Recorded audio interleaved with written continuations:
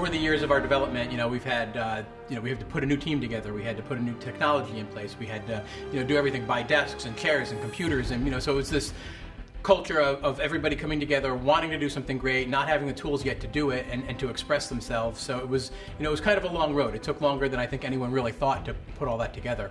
You have a team that has tons of ideas and not just one, and then you have to refine that down into something that's really manageable in the time that you have to make a game. So that's a little bit daunting, when you have all the choices in the world. How do you choose, well, this is the one thing that we're going to do? The Respawn culture really is about no nonsense. We're really hard on ourselves. One of the hard parts, I think, at least on Titanfall, was trying to figure out how to work as a team for a multiplayer. The pressure was on us to really come out with something new and different, and we were sitting there going nuts trying to wrap our heads around, okay, what does that mean? Everyone at Respawn has a voice as we're working on the game. It's not just, say, the game director and lead designer say, this is what we're making, everyone just, get on the treadmill and make it. It is a very iterative and collaborative process. When you work on a single player, it's relatively easy for individuals to go off and work on this level or that level, and they can exist in separate worlds for the most part. Whereas in a multiplayer game, you've got all these different people who are working on aspects of the game that will crisscross or touch each other in some way.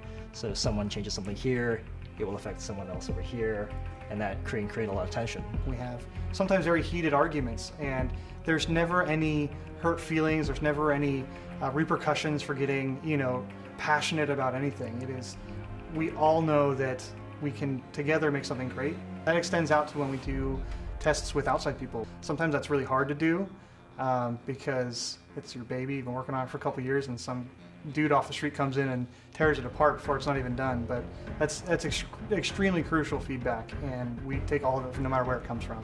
I think we have the ability and the culture that supports the focus of perfection. So you're trying to perfect the right things, and you don't go after the things that really don't support the gameplay. It has to feel right, it has to flow right, and if it doesn't, we keep working on it. And there's things that, if they don't get to that level, I would rather have less finely polished features than more, and have the game be a little rougher.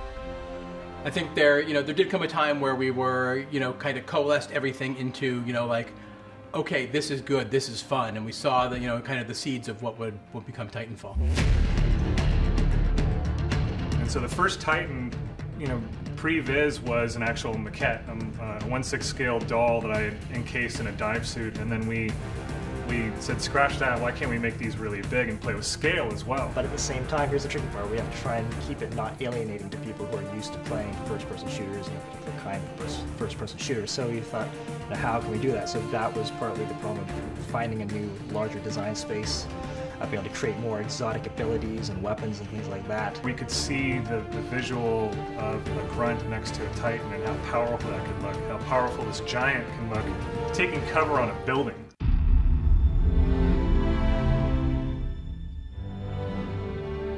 We pour so much of ourselves into this that, you want to put it out there, and there's always that nervousness of, like, I hope people like it, what are they going to think? Before we went to E3, we'd been designing this game and building this game in a vacuum, and we're our own worst critics, so we were really on it. We went in hoping for the best. I think we were all very tense, and then that moment when the trailer started to roll and everybody was watching back here at the studio and at the convention center was awesome. I was watching Gamescom and PAX live feed with a camera, a webcam, and I was on the edge of my seat. That's what we love. It's, putting the game together, working on it is great, but it's putting it out there in the wild and having people experience it and seeing what they enjoy about it, and that's, really what drives us. It's sort of amazing to watch people play that game, because we don't get that moment as devs anymore. We've been with this project for, some of us years now, and you never get to play that game for the first time like you remember. It was amazing to hear the response from it. It just blew us all away, and it just makes us work even harder. And to have everyone embrace it and say, like,